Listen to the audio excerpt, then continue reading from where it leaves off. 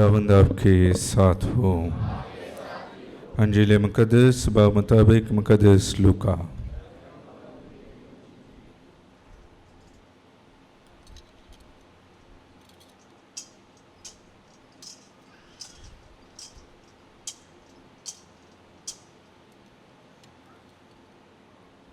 उसके 24वें बाब में से।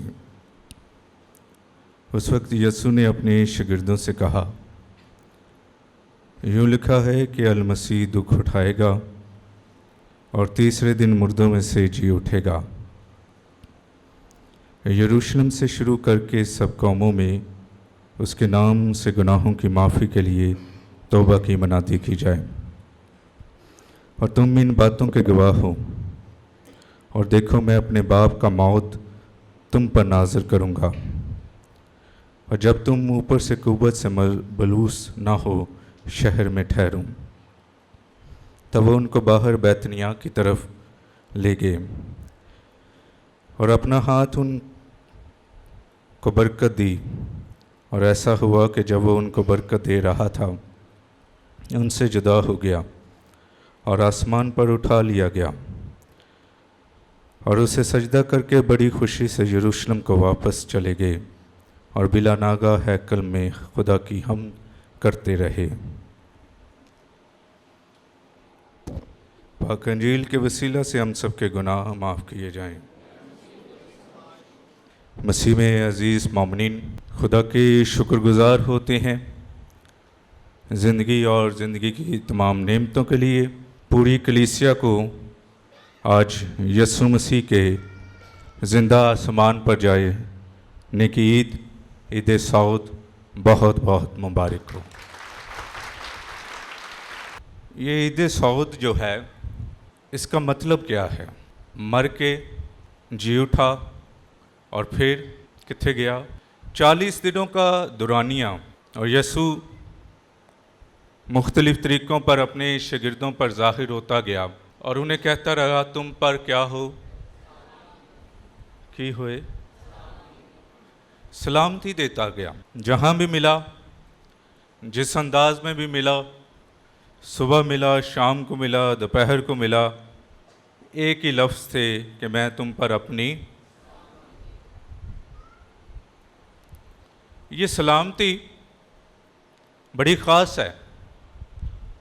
और इसके साथ खुदावंद यीशु मसीह ये भी कहता रहा कि मेरे भाइयों को बताओ कि मैं जी उठा हूँ। वो अपने कहने के मुताबिक जी उठा है। इसलिए जी उठे मसीहा का तजर्बा हम सब कर रहे हैं। और मुक़द्दस पौलुस रसूल भी जी उठे मसीहा की जो है मनादी करते हैं, वाज बयान करते हैं। और फिर ज़िंदा आसमान पर जाने के एक और हकीकत को बयान किया जाता है।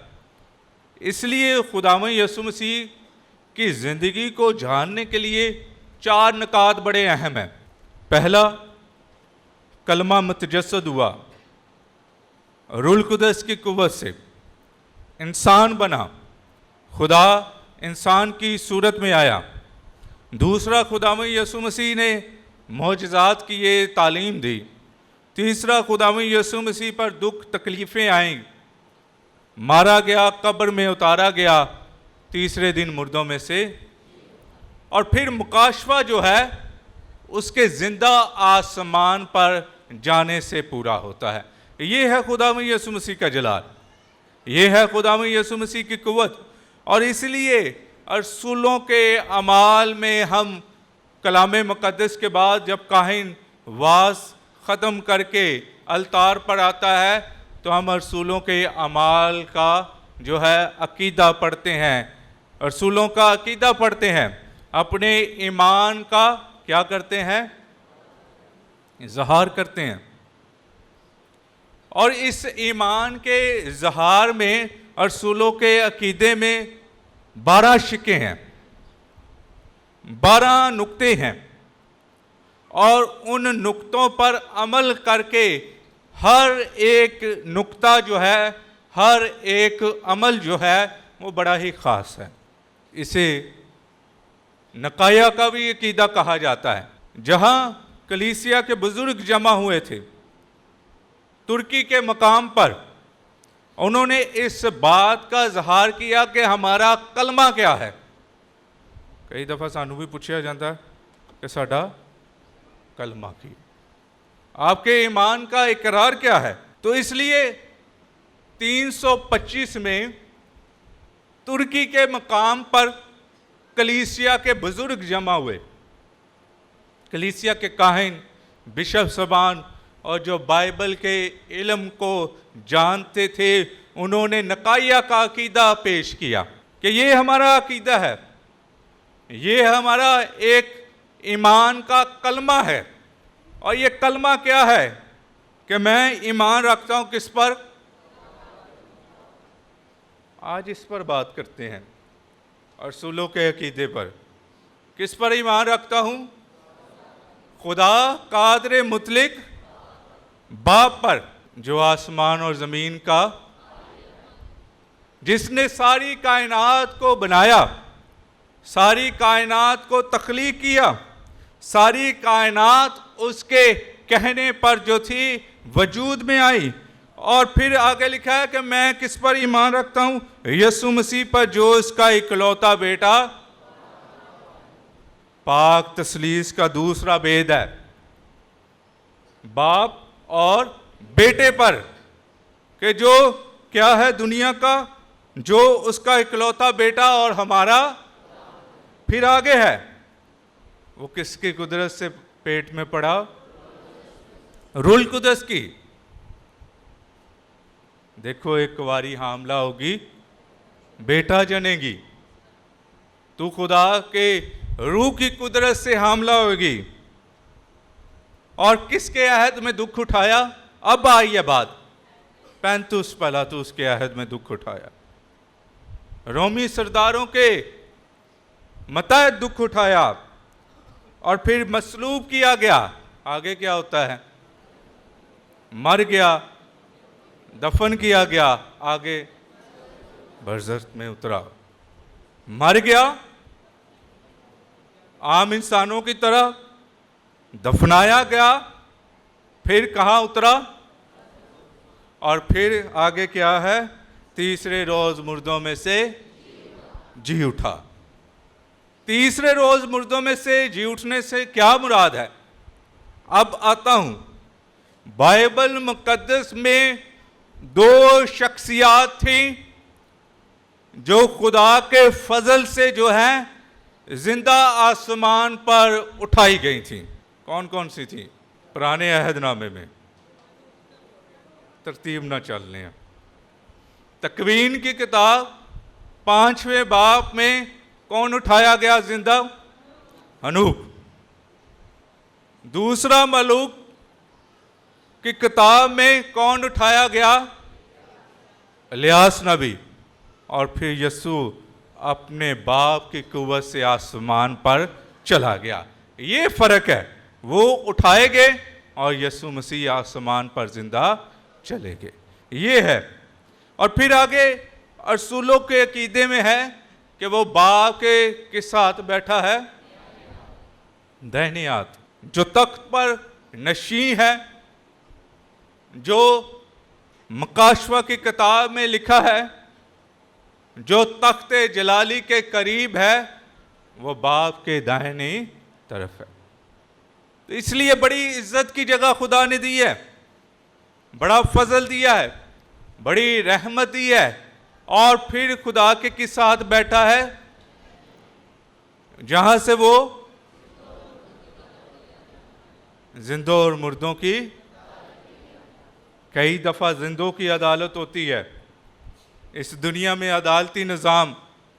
और जब कोई मर जाता है तो फिर अदालत जो है केस को ख़त्म कर देती है। लेकिन यीशु के नज़दीक खुदा ने, बाप ने उसे एक कुदरत दी है, जिंदों का भी इंसाफ कर सके और मुर्दों का भी इंसाफ कर सके। तो दोनों को खुदा ने कुदरत से नवाजा है। और फिर ईमान रखता हूं किस पर? रूल कुदस पर, पाकतुल कलीसिया, मुकद्दसों की शराकत, गुनाहों की और हमेशा की, जहाँ मैं जाता हूँ तुम्हें भी अपने साथ ले लूँगा। तुम्हारा दिल ना घबराए, मैं बाप की तरफ जाता हूँ, जाके तुम्हारे लिए क्या तैयार करूँ, फिर आऊँगा तुम्हें अपने, जहाँ मैं हूँ तुम भी होगा। यूहन्ना की अंजील उसके 14वें बाब में खुदा फरमाता। तो ये रसूलों का अकीदा जो है, ईमान का कलमा जो है, यीशु मसीह की शख्सियत पर है कि किस तरह वो कुंवारी से पैदा हुआ, 33 साल उसने खुदा के कलाम को फैलाता गया, खुदा के मुकाशफे को फैलाता गया, और फिर उसके बाद जो है वो दुनिया में कलाम को फैलाते उसने अजियत ली, अजियत के साथ जी उठा, जी उठने के बाद फिर वो जिंदा आसमान पर चला गया और बाप के दाहिनी तरफ बैठा। मसीह खुदावंद में अजीज मोमिनीन, ईद सौद से मुराद है कि अब उसका जिस्म जो है वो बाप के जलाल में है, और जाते हुए खुदा के हुजूर उन्हें बरकत दे गया है, और बरकत देने के साथ एक वादा दे गया है कि जाओ पूरी दुनिया में जाकर क्या करो, अंजील की, और उन्हें बाप से मुराद है कि वो बाप जिसने दुनिया को खलक किया, वो बाप जिसने कायनात को बनाया, बेटे जिसने अपने खून से कायनात को छुड़ाया, और रूल कुदस जो है वो हमारे साथ साथ रहता है। इसलिए मसीह खुदावंद में अजीज मोमिनीन, ये ईद सौद जो है बड़ा भेद है, इसलिए तवज्जो की ज़रूरत है। ये बड़ा एक इलाही भेद है कि खुदा के हुजूर कलाम में लिखा है कि खुदा अपने मुकद्दस की हड्डियों को गलने सड़ने, तो वो तो फिर भी उसका बेटा है जो कुदरत रखता है, जो मुर्दों को जिंदा करता है, जो अंधों को आंखें देता है, लंगड़ों को चलने की कुव्वत देता है, और इसके साथ वो खुदा के हुजूर अब बाप के जलाल में है।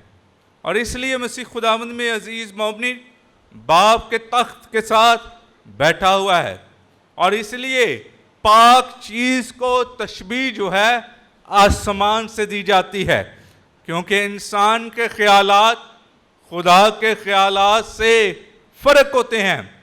खुदा के ख्यालात और हमारे ख्यालात नहीं मिलते, और इसलिए दुश्मनों ने भी यीशु मसीह को सलीब देते हुए कब्र में क्या रखा था, बड़ा सा पत्थर रखा था, और रखने के बाद ये इस बात का इजहार किया था कि कोई इसे हटा ना पाएगा, लेकिन यीशु मुर्दों में से जिंदा होकर तीसरे रोज फिर उसने कह दिया, ऐ मौत तेरी फतह कहाँ गई, ऐ मौत तेरा डंग कहाँ गया। इसलिए मसीह खुदावंद में अजीज मोमिनीन, ईद सौद जो है वो हमें यीशु के जी उठने के साथ यीशु के जिंदा आसमान पर जाने की दावत देती है। अब जिस तरह वो आसमान पर गया, इसी तरह आसमान से वापस आएगा, और किन की अदालत करेगा, जिंदा और मुर्दों की। और यौम क़यामत को क्या खुल जाएंगी, कब्रें खुल जाएंगी। और इसलिए यीशु मसीह ने यूहन्ना की अंजील में लिखा है, क़यामत और ज़िंदगी मैं हूँ, अल्फ़ा और ओमेगा मैं हूँ, अव्वल और आखिर मैं हूँ, और मैं इसलिए आया कि वो ज़िंदगी पाएँ और ज़िंदगी भी हमेशा की पाए। इसलिए मसीह खुदावंद में अजीज़ मोमिनीन, ईद सौद जो है वो खुदा के हुजूर जो है बरकत लाती है।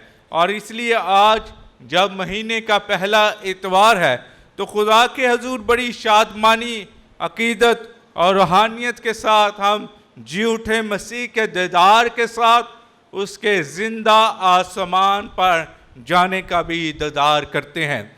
वो इसलिए क्योंकि खुदा के हुजूर हम बरकत और फजल पाते हैं। मेरी दुआ है कि ये ईमान का बेत, ये रसूलों का अकीदा हमारे ईमान को ज़्यादा से ज़्यादा बढ़ाए, ताकि हम जिंदा मसीह पर और जो आसमान पर चला गया है हर रोज़ ईमान में बढ़ते और फजल और मोहब्बत में चलते जाएं।